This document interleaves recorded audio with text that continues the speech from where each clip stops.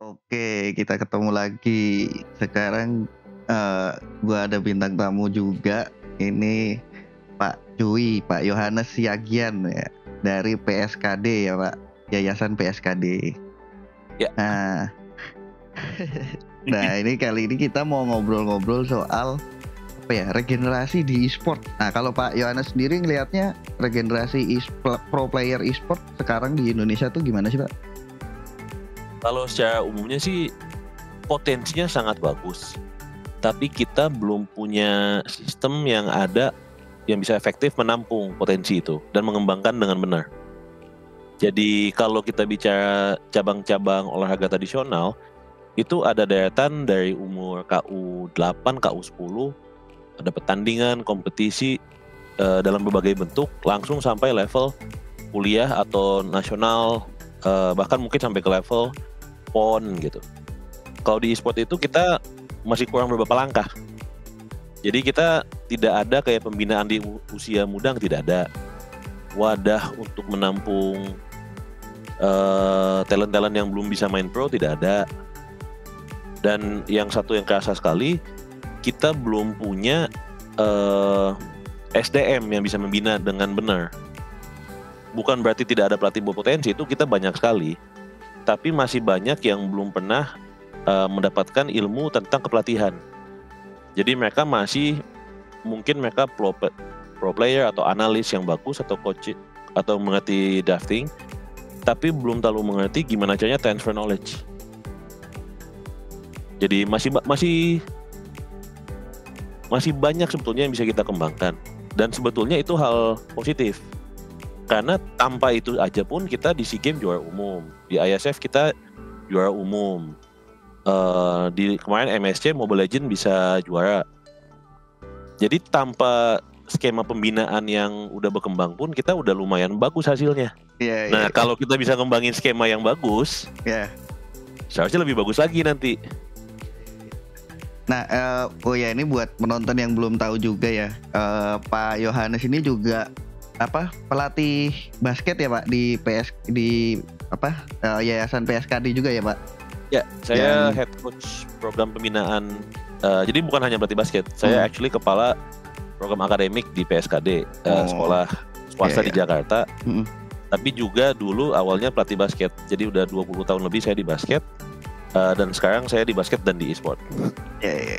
Dan dulu pernah jadi berapa tahun? 20 tahun ya Pak? Jadi kepala sekolah ya Pak? 10. Oh 10. Jadi 2009 sampai 2019. Jadi sebenarnya kalau ngomong pembinaan itu harusnya udah nggak perlu ditanyain lagi lah ya. Udah pengalamannya udah banyak gitu. Nah, ya lumayan sih. Nah terus kalau tadi kan ngomong lebih bagus lagi nih Pak. Kalau misalnya sudah dijalankan Nah, yang lebih bagus tuh kayak gimana? Terus dan impact-nya nanti apa gitu Pak? Kalau misalnya tadi yang menurut Pak Yohanes kan regenerasi bisa lebih bagus lagi nih ke depannya. Ya. Bentuknya seperti apa? Terus nanti impact-nya apa sih sebenarnya? Oke. Yang pertama yang sangat-sangat penting itu mesti ada struktur formal. Jadi saat ini pembinaan e-sport itu terjadi lebih ke arah volume main terus, mabar, nonton streamer, nonton video. Belum ada pengajaran atau pelatihan pembinaan yang terstruktur dan formal. Nomor 2 yang harus ada is kompetisi. Jadi pembinaan saja tanpa kompetisi yang memadai jumlahnya itu nggak optimal. Karena balik ke contoh tadi, pemain-pemain di cabang olahraga tradisional.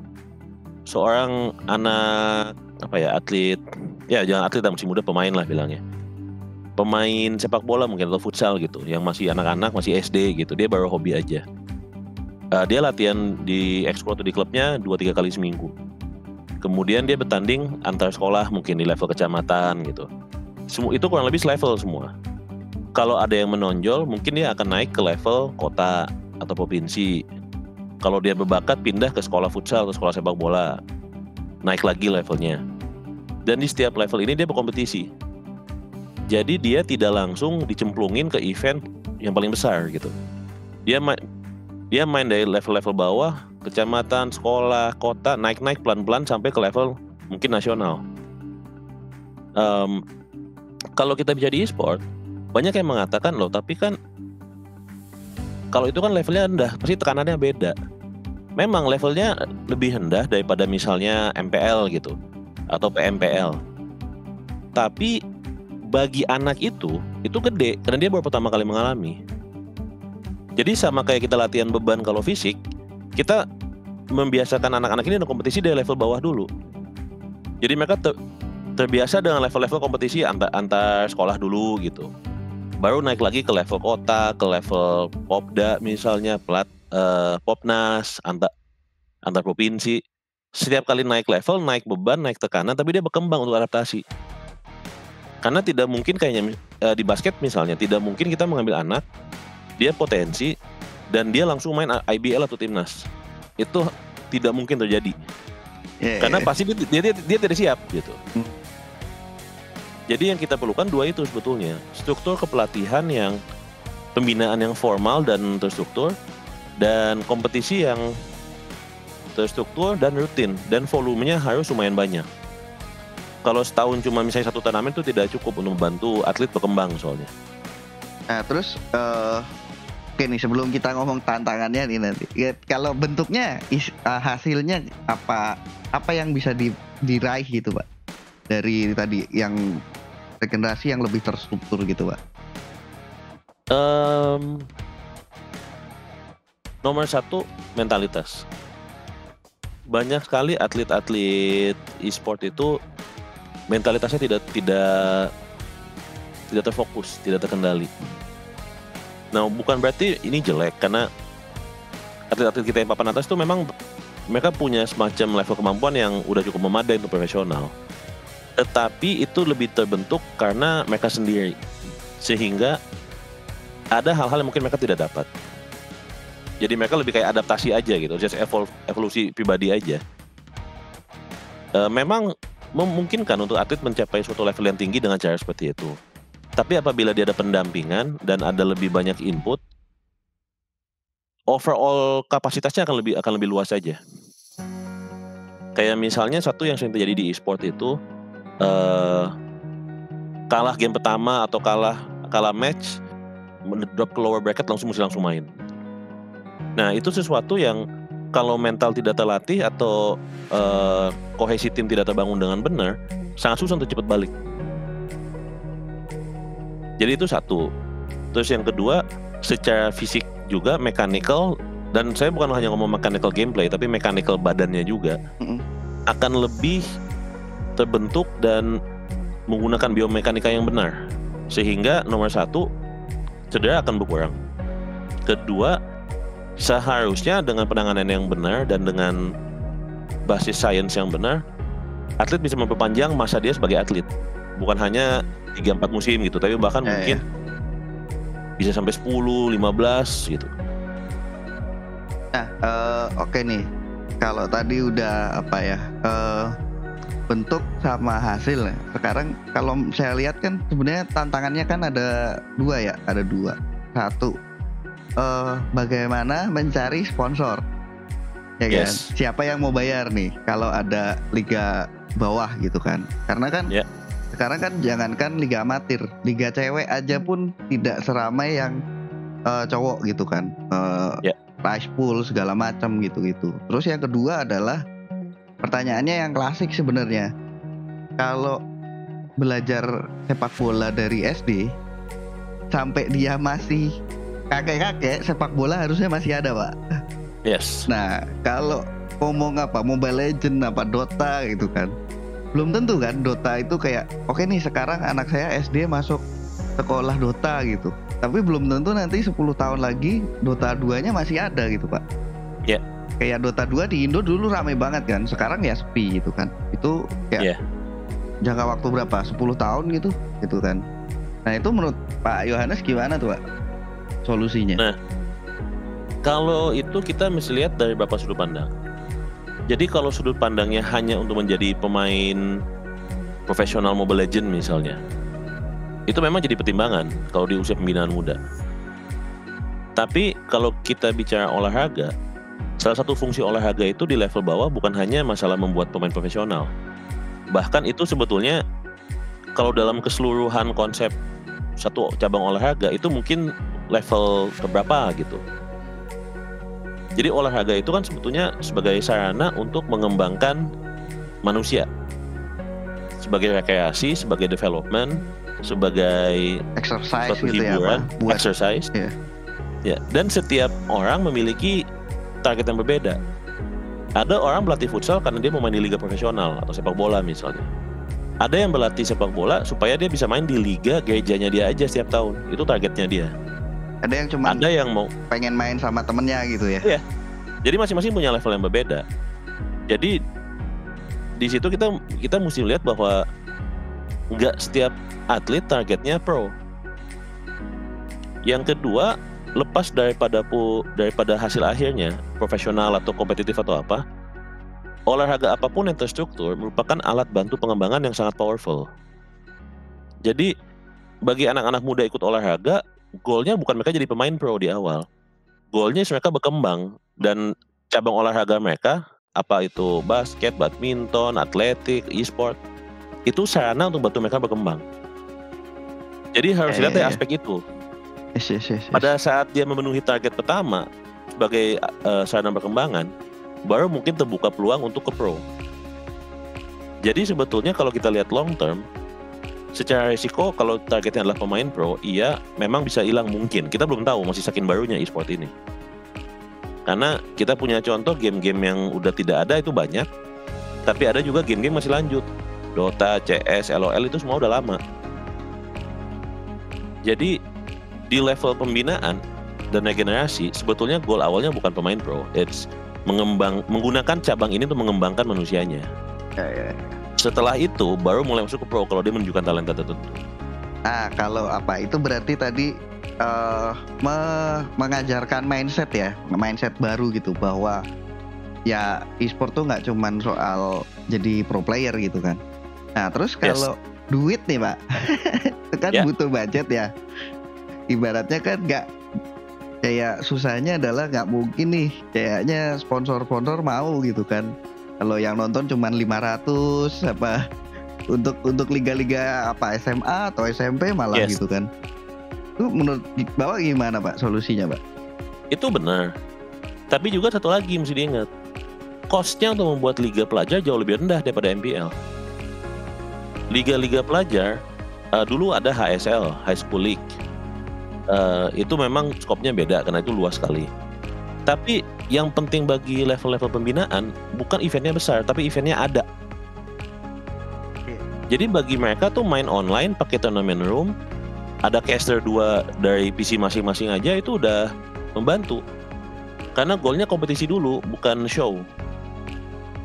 Kalau hal seperti MPL dia mesti bikin show, jadi budgetnya gila-gilaan. Iya. Kita ngitung di PSKD nih, baik di PSKD maupun di yayasan saya. Nah, saya bikin yayasan untuk pengembangan pemuda garis putih. Dengan budget sekitar 3 juta 4 juta sebulan, selama 1 tahun kita bisa bikin turnamen setiap bulan. Dan itu untuk keperluan pembinaan lebih dari cukup. Nah, untuk sponsor kalau dia diminta ratusan juta buat pro scene ladies atau apa, itu mungkin dia keberatan. Tapi kalau kita bicara di level pelajar dan angkanya tidak terlalu besar, let's say 5 juta lah, 5 juta kali 12 bulan 60 juta. Untuk 60 juta dia bisa mensponsori turnamen level pelajar sekolah atau KU kecil 10 kali dalam waktu setahun. Dengan audience yang kalau dengan Gen Z, Gen Alpha ini, kalau mereka punya exposure ke suatu brand di awal, loyalitas mereka akan sangat tinggi. Jadi worth it investmentnya. Berarti lebih meyakinkan si sponsor bahwa KPI-nya tuh nggak cuman view gitu ya Pak ya? Iya. Dan ya kalau kita bicara pembinaan dan sekolah, salah satu yang sangat susah buat brand lakukan adalah masuk ke dalam dunia pendidikan. Semua brand pasti pengen ke sekolah jualan. Tapi masuknya sangat sulit karena ada standar, bilangnya, ada suatu standar lebih tinggi lah untuk bisa ke dunia pendidikan. Karena kalau salah dikit langsung diomongin, memanfaatin anak-anak kok. Jadi sponsorship di pembinaan sebetulnya memungkinkan, tapi mesti mengubah paradigmanya. Karena ada banyak event-event, bukan banyak, tapi ada beberapa event-event sekolah yang besar. Kayak misalnya PBSI membuat event itu lumayan besar, skopnya nasional, hadiahnya juga sangat bagus. Tapi itu hanya memainkan satu peranan di dunia olahraga pembinaan. Kalau di basket kita kenal DBL. DBL itu turnamen basket besar di seluruh Indonesia dan skopnya sangat luas. DBL hanya dilakukan setahun sekali.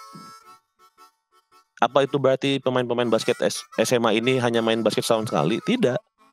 Dia main di turnamen-turnamen kecil. Dia main di turnamen PSKD Cup, di 68 Baskom. Dia main di Gonzaga Cup. Dia main di Tarki Cup. Dan itu berjalan non-stop. Jadi kalau di level sekolah, minggu ini turnamen, selesai, minggu depan ada lagi.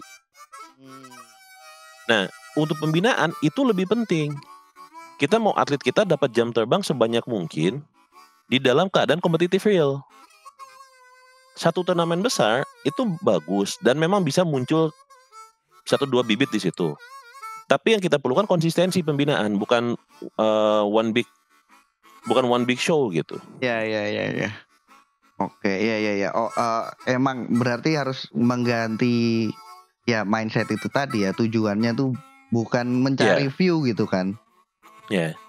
Nah, kayak turnamen yang dibuat oleh PBSI lewat platformnya juga Garudaku itu turnamen yang kalau hanya itu doang yang diadakan itu tidak bagus bagi ekosistem. Tapi peranan mereka kan bukan itu, peranan mereka membuat top end-nya. Kalau di pembinaan bottom end bukan di PSSI, bukan di PBSI, bukan PBESI.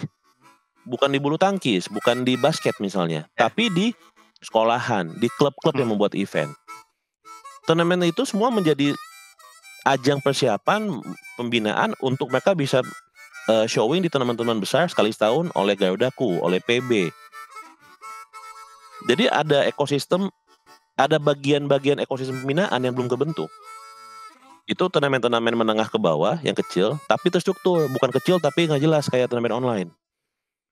Yang kedua, jalur pembinaan klub atau ekskul sekolah. Nah, kalau itu udah ada semua, akan jauh lebih berkembang. Karena generasi kita ini mulai membahayakan di level senior. Kita SEA Games kemarin, terus terang sedikit pusing pilih pemain karena poolnya kecil. Talentanya tinggi, tapi kita pasti lebih happy kalau poolnya lebih banyak pemain buat dipilih gitu. Untuk memilih striker di tim nasional sepak bola yang bisa dipantau itu ada mungkin 100 orang mungkin ada. Cuman buat untuk satu posisi ya? Iya, untuk satu posisi. Mungkin satu striker kalau dia main 2 dan mungkin 2 atau 3 cadangan. Paling 4 orang diambil. Tapi pilihannya 100. Untuk memilih jungler di Mobile Legends, pilihannya paling cuma 2 yang real, 3 mungkin. Jadi, dan ini juga problem lagi dengan masuknya banyak pemain asing.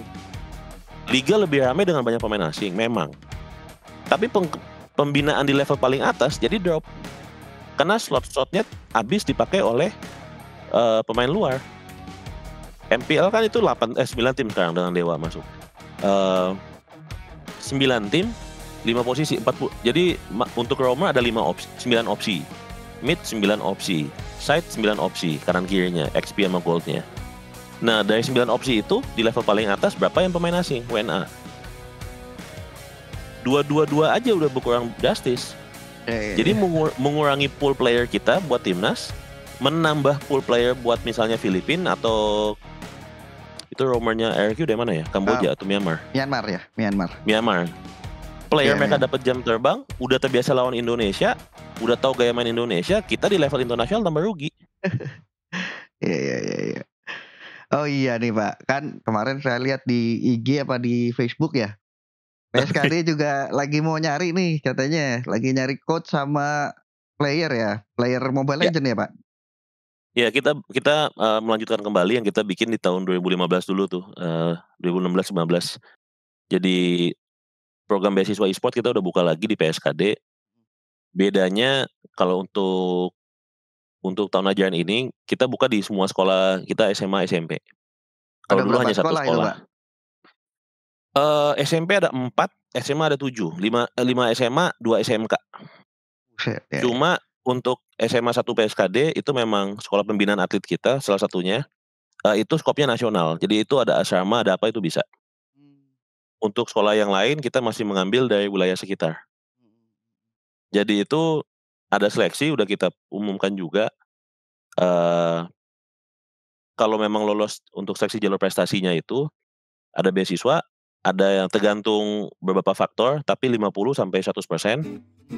Kemudian pembinaan, kita masih mencari pelatih juga, ada beberapa yang udah interview, berapa lagi yang dalam seminggu ini akan interview.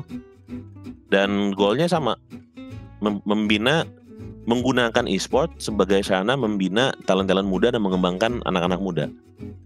Karena kita udah punya track record di cabang-cabang lain. Basket, bola tangan. Tahun ini kita banyak sekali pemain kita main pelatda di korfball. Jadi buat kita ini hanya olahraga lagi yang kita buka.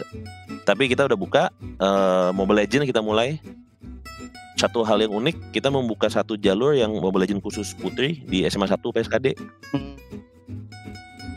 Dan ini akan menarik sih menurut saya. Karena ini sesuatu yang sangat dibutuhkan di ekosistem sebetulnya. Ekosistem e-sport membutuhkan pembinaan serius di usia dini. Usia dini di atlet itu 12 sampai 16. Oke, terakhir nih Pak. Ini kan mungkin PSKD oke lah udah mulai gitu kan. Tapi kalau yang tadi juga Pak Yohanes bilang kan untuk turnamen di kelas sekolah gitu kan, itu butuh sekolah-sekolah lainnya Pak. Nah, gimana nih caranya memancing sekolah-sekolah lain Pak? Buat udah untuk banyak. Bikin sama gitu. Jadi punya PSKD punya, Tarki punya gitu kan.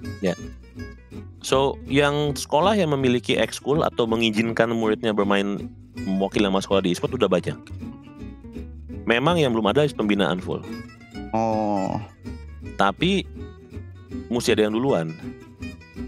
Waktu kita mulai beberapa cabang kita, ada yang udah 20 tahun kita jalankan. Misalnya kayak basket udah lama, lebih lama malah.